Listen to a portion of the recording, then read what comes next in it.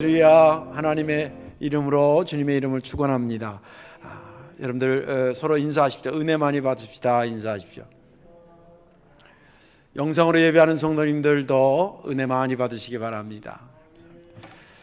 말씀의 제목 한번 따라 하실까요? 예수님은 부족한 제자들을 끝까지 포기하지 않았습니다. 아멘. 믿음 되길 바랍니다. 교회가 성장한다, 또 교회가 성숙하다, 건강하다라고 할 때 이제 체크리스트가 몇 가지가 있는데, 그 중에 하나가 어려운 교회나 또 어려운 사람들에게 얼마나 섬기고 선교하는가, 그것도 이제 체크리스트에 올라가 있습니다. 하나님의 은혜로 우리 성도교회 많은 은혜 주시고 부흥시켜 주셔서 공식적으로는 올해 30교회를 섬기고 있고요. 비공식적으로 또한 서너 군데 이렇게 해서 한 30군데 이상을 우리가 선교 지원하고 있습니다. 그것을 위해서 수고하신 총여선교회와 지여선교회 회원들, 또 총남성교회와 지남성교회 회원들, 그리고 무엇보다도 전 교회 장로님들을 비롯한 적극적인 참여, 모든 분들의 수고를 이참에 더 한번 자리를 빌려서 인사를 드립니다. 늘 감사합니다. 한 30교회 한 대여섯 교회 10교회 이렇게 할 때는 잘 몰랐는데 30교회를 하다 보니까 그 현장들이 굉장히 다양해요. 예를 들자면 우리가 흔히 하는 도시의 개척교회도 있고요. 또 농어촌 교회도 있고요. 또 섬에 있는 교회도 있어요. 저희가 섬기는 교회들 중에는. 그리고 또 선교사들도 계시고, 그리고 또 원주에는 장애인들 목회하는, 농아들 목회하는 장애인 교회도 있습니다. 원로 목사님들 모이는데도 저희가 선교 지원하고 있고요. 또 아무튼 기타 이렇게 다양하게 목회 현장이 다릅니다. 그러다 보니까 목사님들도 다양하고 목회 칼라나 또 성향도 굉장히 다양합니다. 제가 종합해서 이렇게 보면 100% 다 열심히 잘 하시고 있습니다. 정말 우리가 섬기고 있는 것이 힘은 들어도 보람을 느낄 정도로 그렇게 열심히들 하고 계십니다. 그런데 이제 가끔 우리가 선교 지원하고 있는 교회들이 주로 이제 저보다 어린 연배 목사님들이 많이 있죠. 학교 후배도 있지만 그렇지 않는 인생의 후배들도 있고 젊은 목사들이 있는데, 가끔 교회 문제 가지고 물어오기도 하고, 그럼 제가 답변도 하고, 또 이제 제가 보내 안 보내 하더라도 저도 연락해보고, 이렇게 보면 항상은 아닌데 어쩌다 보면 본인들이 물어온 것에 대해서 내가 이렇게 답했는데 그렇게 하면 문제가 없을 것 같은데 그렇게 안 해가지고 문제가 뻥 터져가지고 연락이 다시 오는 경우도 있어요. 그런다든지 조금 이런 경우는 조금 목사님들이 열심을 내면 좋겠는데 열심을 내고 있지 않다든지 이런 것들을 발견하게 되면 조금 안타깝거나 실망까지는 아니더라도 그런 마음을 접할 때가 있습니다. 그래도 선교하는 것은 꾸준히 합니다. 내색 안 하고 합니다. 이유가 뭐냐면 이 선교를 목사의 판단이나 감정에다가 올려놓고 하자 안 하냐를 정하지 않으려고 제 스스로가 노력을 하는 것이고, 교회 역시도 마찬가지의 관점입니다. 우리 교회가 볼 때 좋으면 하고 볼 때 안 좋으면 안 하고가 아니라, 주님께서 거기에 필요해서 그 사람을 거기 보낸 것이라고 한다면, 주님이 그를 포기하지 않았으면 우리도 우리 생각에는 이럴 수도 있고 저럴 수도 있지만 포기하지 않고 끝까지 지원하는 것, 이것이 우리 교회에 선교하는 자세야 되겠다라고 하는 것으로 하는 것입니다. 제가 이렇게 편하게 얘기하지만 그렇지 못한 교회들도 많은 건 아니지만 없는 게 아닙니다. 담임자가 바뀌었다는 이유 때문에 선교하던 걸 다 끊어버린다든지, 심지어는 선교사가 그 교회에 파송됐는데 담임자가 바뀌어가지고 파송된 선교사를 소속을 잘라버린다든지, 그럼 어떻게 하라는 거예요? 예를 들면 그런 경우들이 있는데, 그런 거를 다 감안해서 자세한 것을 여러분들에게 말하기가 좀 그렇지만, 저희가 볼 때는 우리 교회는 정말 건강하게 하고 있다, 주님의 심정으로 하자라고 하는 것입니다. 그래서 교회의 선교 정책이 우리는 크게 두 가지잖아요. 1년에 가능하면 2교회씩 선교하는 교회를 늘려나가자. 두 번째는 그 교회에서 자립해서 이제 선교비를 안 보내주셔도 될 것 같습니다 라고 말할 때까지는 큰 이변이 없는 한 10년이든 20년이든 계속 지원해 주자. 그런 선교 정책을 하는 것도 그런 마음입니다. 선교하고 안 하고를 그 교회를 돕고 안 돕는 것을 목사의 판단이나 감정에 올려놓지 않고 주님의 마음에 올려놓고 하자라는 뜻으로 오늘까지 잘 해오고 있어서 그런 면에서 여러분들 잘 협조해 주시고 감사하다는 말을 더불어 드리는 것입니다. 예수님은 부족한 제자들을 끝까지 포기하지 않으셨습니다. 오늘 본문에 있는 말씀은 예수님이 붙잡혀 가시는 그날 밤에 있었던 말씀을 다루고 있습니다. 다락방에서 제자들의 발을 씻어주시고 그리고 성찬을 하시고 고별 설교를 하시고 그리고 이제 그 중에 이제 가룟 유다가 나갔죠. 그리고 나머지 11명의 제자를 데리고 이제 기도하러 가자. 그러면서 당신의 마지막을 기도로 마무리 짓고 싶은 마음에 제자들을 데리고 이제 감람산으로 가는 겁니다. 감람산은 예루살렘을 밑에서 볼 때에 동쪽에 있었던 지역인데 많은 학자들의 얘기는 한 1km 정도 걸어가지 않았을까 이렇게 추측을 합니다. 가까운 곳에 있었다는 거죠. 거기에 이제 가면서 대화가 시작됐는데 그 대화가 오늘 본문의 시작입니다. 예수님께서 제자들에게 이런 말을 하셨습니다. 오늘 밤에 너희들이 나를 두고 다 흩어지리라. 다 도망갈 거다 그 뜻이에요. 이것은 성경에 목자를 치니 양들이 다 흩어지리라는 말과 같은 것이다. 그런 얘기를 합니다. 그러니까 그 얘기를 듣고 있던 제자 중에 베드로가 그래도 수제자니까 마음이 좀 안 좋잖아요. 그러니까 주님, 다른 사람은 어쩔지 몰라도 저는 절대 주님을 버리지 않습니다. 아주 이렇게 자신 있게 얘기를 합니다. 뭐 그렇게 얘기하는 게 나쁜 건 아니죠. 그런데 예수님이 그 얘기를 딱 듣고 뭐라 그러냐면, 왜냐하면 잠깐 후에 베드로가 어떻게 할 걸 다 아시거든 주님. 근데 이제 그런 얘기를 하니까 어떻게 보면 마음은 답답하지만 뭐라 그러냐면, 내가 진실로 너에게 말하는데, 진짜 말하는데 네가 오늘 밤에 닭이 울기 전에 3번 나를 부인할 거야. 그런 얘기를 합니다. 그러니까 조금 전에 버리지 않겠다고 얘기한 제자한테 네가 3번 하나니까, 마가복음도 이거 본문이 병영되어 있는데 거기는 보면 더욱 힘을 주어 말하기를, 아니에요 주님, 이런 얘기 말하자면, 표정으로 말하자면, 다 버릴지라도 저는 나 살려고 주님 같이 죽으면 죽었지 나 살려고 주님을 부인하거나 도망가거나 그럴 일 없을 겁니다. 아주 호언장담을 합니다. 더 이상 얘기가 진행이 안 되고 그런 얘기가 주고받는 사이에 가까운 지역이던 그 감람산에 도착을 한 겁니다. 예수님께서 제자들에게 이제 곳곳에 너희들 여기 있어라 저기 있어라 이렇게 얘기하면서, 내가 오늘 기도하는데 내 마음이 너무 많이 힘들고 어렵다. 그러니까 너희들 잠깐이지만 나와 함께 깨어서 좀 기도를 해다오. 그리고 이제 당신 성경에 머리를 땅에 대고 엎드려 간절히 기도했는데, 얼마나 간절히 기도했는지 세상에 땀이 피가 될 정도로 그렇게 기도를 간절히 했다고 합니다. 무슨 내용이냐면 아시다시피, 주여 제가 이 잔을 꼭 마셔야 됩니까?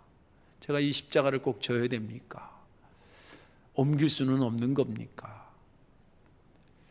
그러나 내 원대로 하지 마시고 아버지의 원대로 되기를 원합니다. 그렇게 간절히 기도하고, 그 겟세마네 동산은 가보시면 알지만 엄청 넓지 않아요. 그냥 떨어져 앉았다는 개념이 저랑 여기 안장로님이나 고장로님 이 정도 떨어진 범위에 이렇게 흩어져 있는 거예요. 그러니까 일부러 막 귀를 들어서 하진 않았겠지만 대충 어떤 기도를 하는지 분위기가 느껴질 정도의 범위에 제자들이 있었거든요. 그런데 그 기도하고 제자들한테 갔더니 제자들의 상태는 완전 딴 세상인 거예요. 성경에 보니까 내가 혹시 졸았을까 해서 원어 성경도 보고 영어 성경도 보고 다 이렇게 봤는데, 졸았다가 아니라 잤다라고 표현되어 있어요. 피곤했겠죠. 힘들어서 그랬겠죠. 그런데 지금 그래도 잘 순간은 아닌 것 같은데, 아무튼 제자들이 잠을 잡니다. 주님께서 깨우십니다.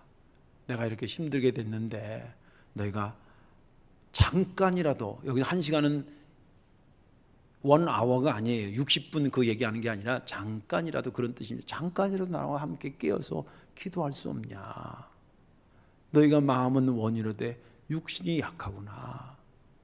그리고 깨운 다음에 다시 건너가서 또 그 자리에서 간절히 똑같은 기도를 합니다. 그리고 두 번째 또 제자들이 왔는데 아직도 자고 있는 거예요. 그 또 깨운 다음에 세 번째 가서 간절히 기도하시다가 이제 마침내 예수님을 잡으러 오는 사람들이 오게 됩니다. 왜냐하면 횃불을 들고 왔으니까 보여요. 이게 약간 언덕 빠지고 저기서 밑에서 이렇게 잡으러 올라오는 게 실제 가서 보면 이렇게 보이겠구나 생각이 들어요. 지형이. 오는 걸 보고 세 번째 제자들을 깨우면서 이제는 자고 쉬어라. 인자가 이제 팔려가게 됐다. 함께 일어나 가자. 나를 파는 자가 가까이 왔노라. 그러면서 오늘 본문은 끝납니다. 저는 지난 주간에 이 본문을 보면서 다 은혜가 됐지만 대표적으로 32절과 46절에 은혜가 됐습니다. 32절에 그러나 내가 살아난 후에 너희보다 먼저 갈릴리로 가리라. 46절에 일어나라 함께 가자. 보라 나를 파는 자가 가까이 왔느니라. 이 말씀이 은혜가 된 것은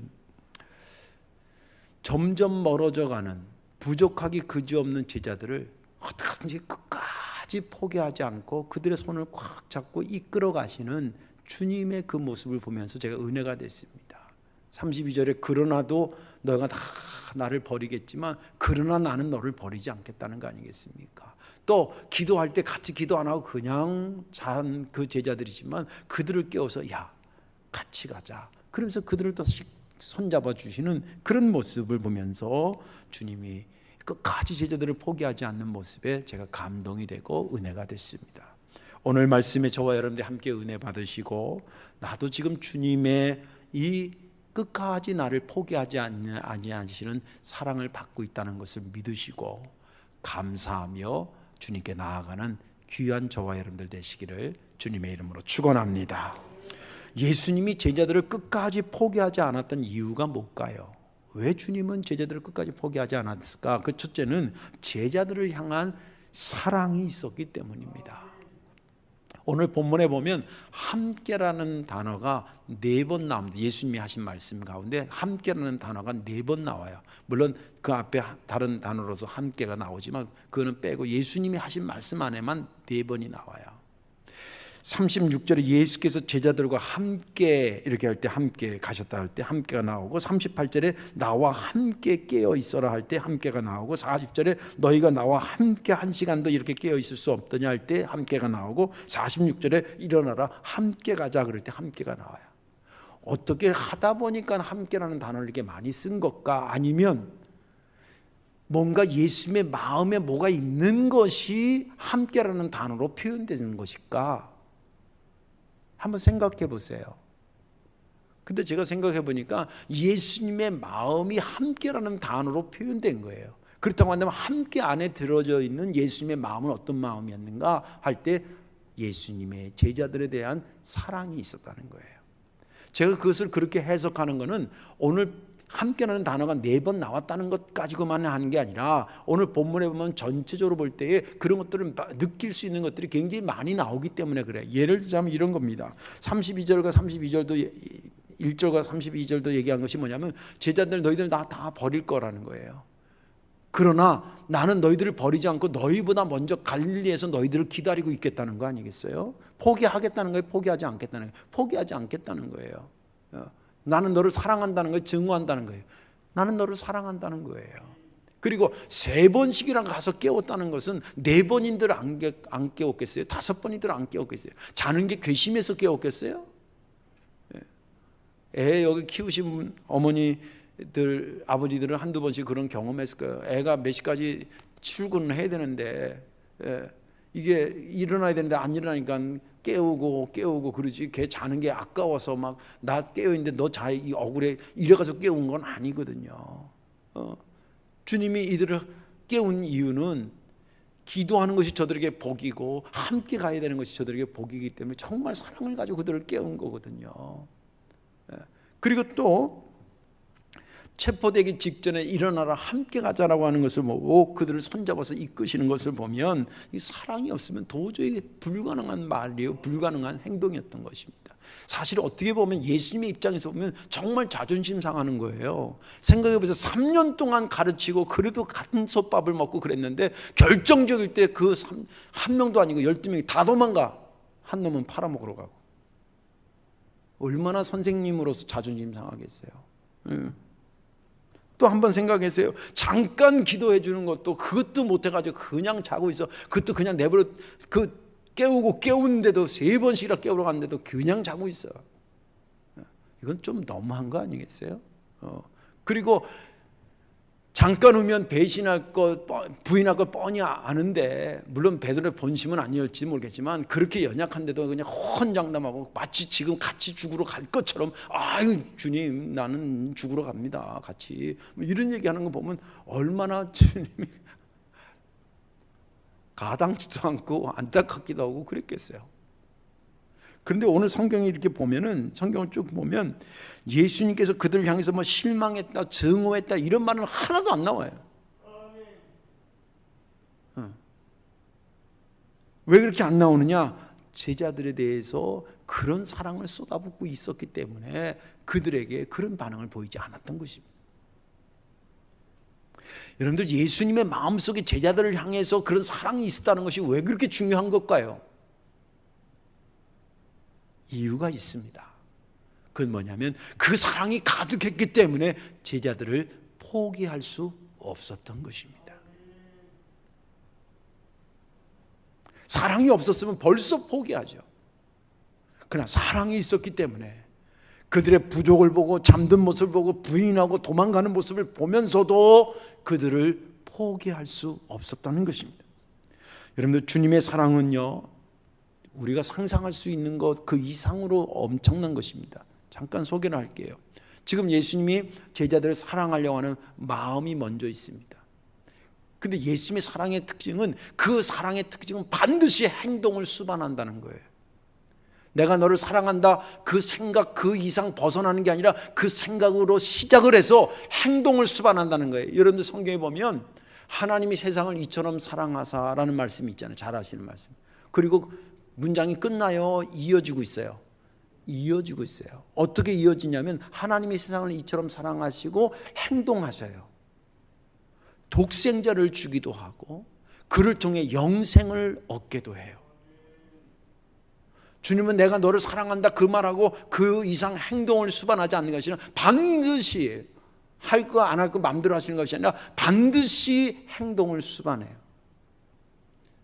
또 하나님의 사랑, 예수님의 사랑을 얼마나 하냐면 그래서 사랑하는 마음이 있고요, 행동을 수반하고 거기에 뭘 추가하냐면 시간을 추가시켜요.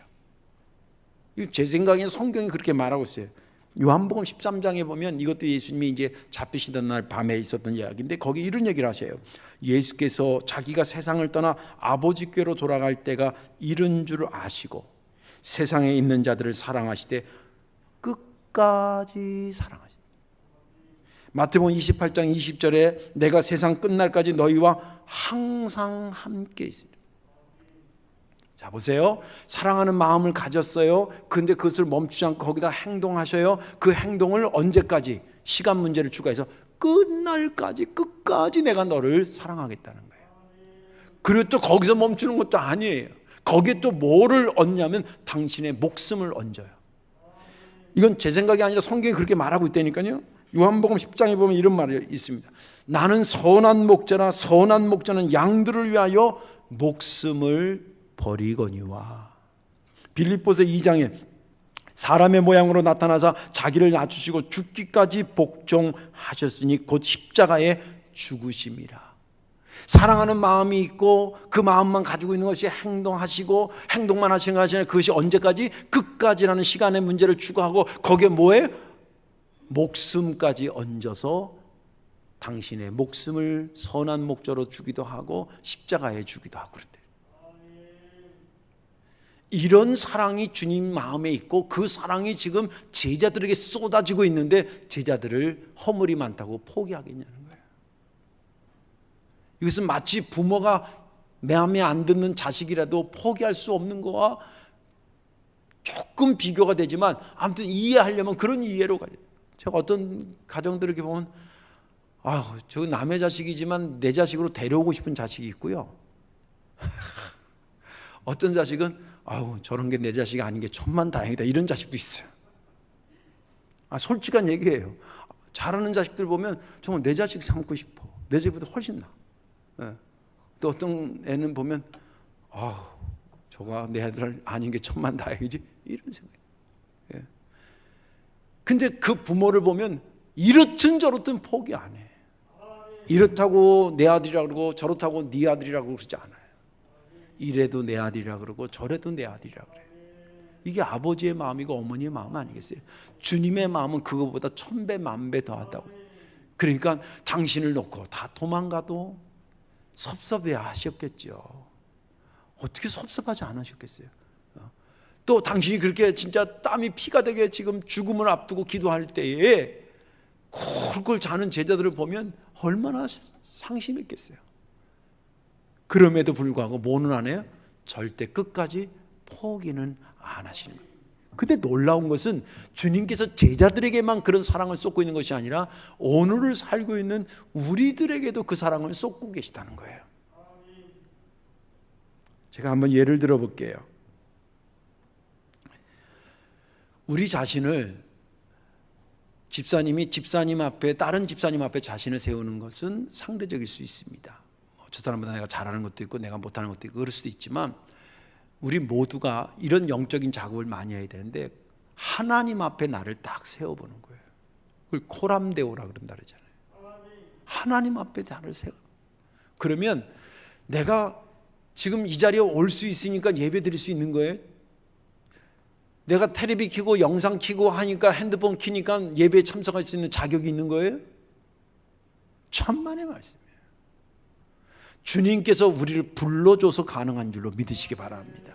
우리는 은혜 받을 만한 자격이 있는 사람도 아니고 예배 드릴 만한 그 떳떳한 사람들도 아닌 거예요. 전들 안 그러겠어요? 제가 뭐가 온전해서 설교할 수 있는 자격이 있는 겁니까? 주님이 세운 겁니다. 제가 심장 다쳐가서 병원에 한 달 입원하면서 한 주는 어떻게 얼르게 지냈는데 둘째 주부터 주일날 아침 몇 시부터 교인들이 어떻게 움직이고 예배가 어떻게 시작하고 이게 머릿속에서 시간이 동영상 보듯이 돌아가는 거예요. 근데 돌아가는데 진짜 머리가 돌겠더라고. 그때 회개했어요. 내가 쓴 게 아니더라고. 주님이 세워야 세워지는 거예요. 주님께서 우리를 끝까지 포기하지 아니하시고 사랑으로 우리를 붙잡아줘서 오늘의 내가 있는 것입니다. 그 사랑받은 거 감사하셔야 됩니다.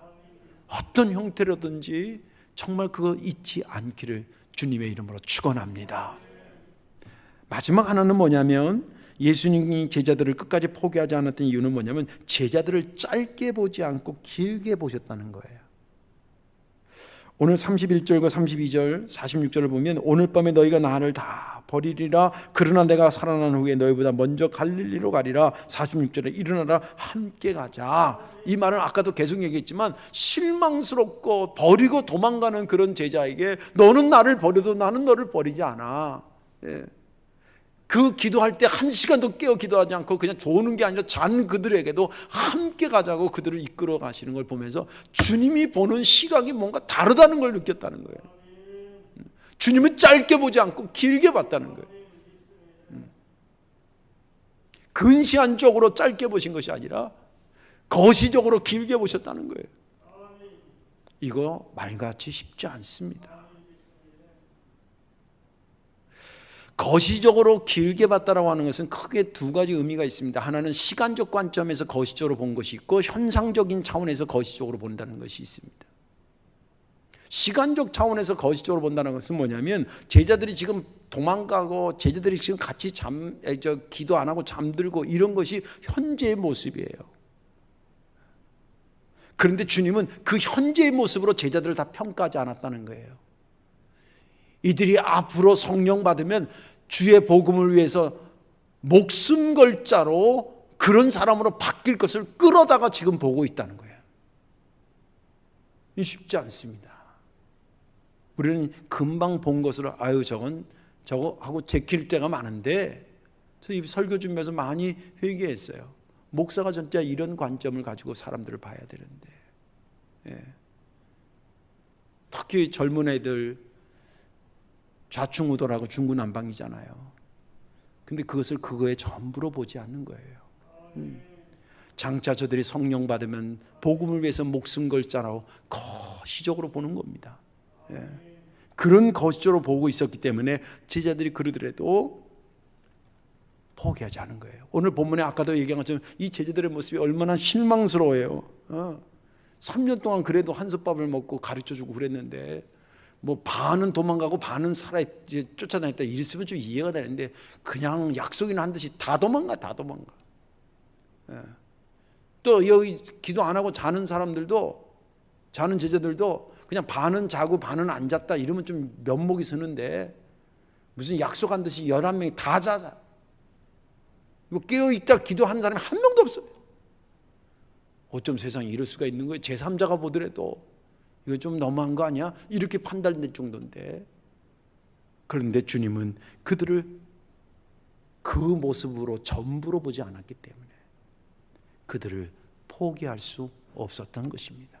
또 현상적 차원에서 거시적으로 본다고 하는 것은 뭐냐면, 겉모습으로 전부를 보지 않고 그 속마음까지 같이 통시적으로 본다는 의미를 갖고 있습니다. 오늘 여기 본문에 주님이 이르잖아요. 41절에 시험에 들지 않게 깨어 기도하라. 마음에는 원이로되 육신이 약하도다. 마음으로는 원이로되 육신이 약하도다. 이 말이 공동 번역에는 정말 좀 리얼하게 표현되어 이렇게 돼 있어요. 마음은 간절하나 몸이 말을 듣지 않는구나. 제가 어디 많이 들어봤던 이야기예요. 제가 목회하면서 대부분의 교인들은 계획대로 이렇게 하지만, 또 그렇지 않은 교인들은 번번이 결단하고 번번이 약속하고 못 지키고 넘어지고 좌절하고 그런 경우들 많이 봤어요. 예를 들자면, 집사님 좀 기도 좀 하셔야죠. 예, 기도해야죠. 마음이 있는 거예요, 없는 거예요? 진짜 있어요. 진짜 그렇지 않아도 목사님 막 새벽 기도 가려고 막 시간 맞춰놓고요, 막 그래요. 근데 깨면 7시예요. 마음은 원인데 뭐예요? 몸이 말을 안 들어. 그럼 얼마나 비관하면 그러겠어요. 주님인들 그 마음을 몰랐을까? 아셨던 거예요. 또 권사님 이제 좀 성경 좀 많이 읽으셔야죠. 예, 읽으려고 그렇지 않아도 제가 표시도 해놓고 막 그래요. 연말쯤 되면 읽었어요. 그러면 근데 읽으려고 그랬는데, 그런 분들 많이 봤어요. 근데 또 어떻게 보면 그런 사람만 그런 게 아니라 저도 그래요. 주님께서 너무 감사한 게, 오늘 겉으로 보이는 나의 모습을 전부로 보지 않았다는 거예요. 비록 작지만 그 속에 그래도 주님과 내가 함께 기도해야 되는데 라는 그 생각을 하면서 조함이 들었을 때, 그 조그만 생각이라도 주님은 같이 보셨다는 거예요. 얼마나 감사해요. 이 시각이 지금 우리를 바라보시는 주님의 시각이라는 거예요. 사실 제가 교인들 이렇게 보면 그래도 교인들이 착해요. 내가 볼 때는 그래. 목사라서가 아니라 그래도 선하게 살려고 마음은 먹고요. 그래도 뭔가 좀 하나님 앞에 봉사하려고 마음은 다 있어요.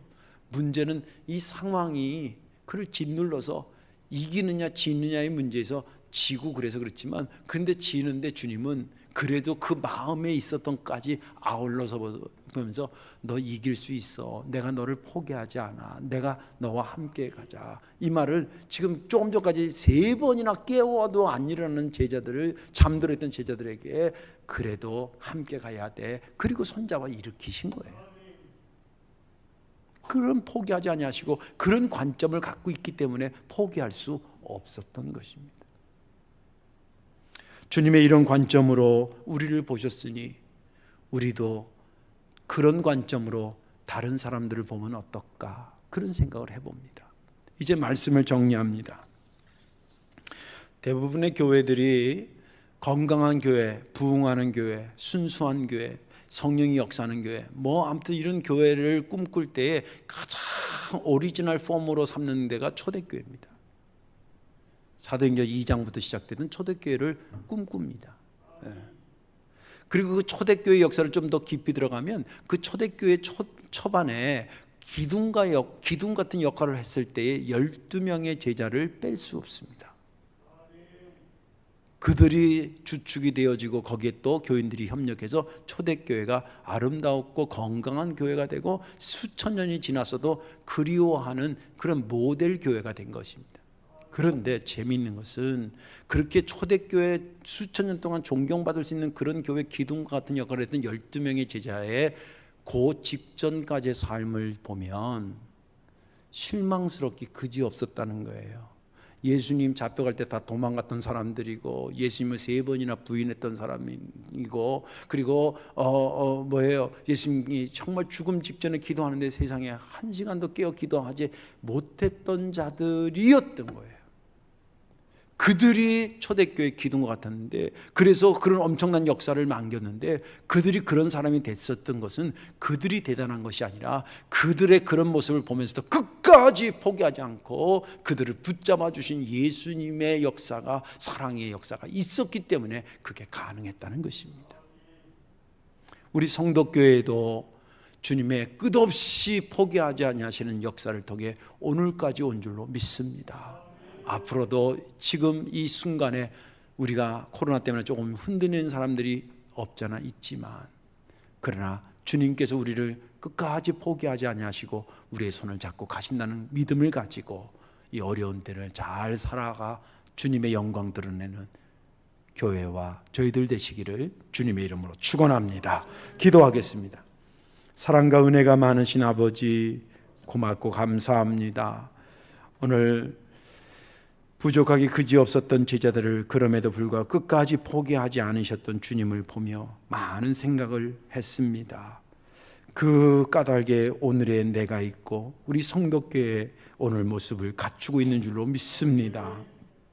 코로나 때문에 많이 믿음이 흔들리는 부분들도 없잖아 있지만, 그럼에도 불구하고 우리를 사랑하시고 우리를 거시적으로 바라보며 포기하지 아니하시는 주님이 있다는 믿음을 가지고 다시 일어서는 우리가 되게 하여 주옵소서. 예수님의 이름으로 감사하며 기도하옵나이다. 아멘.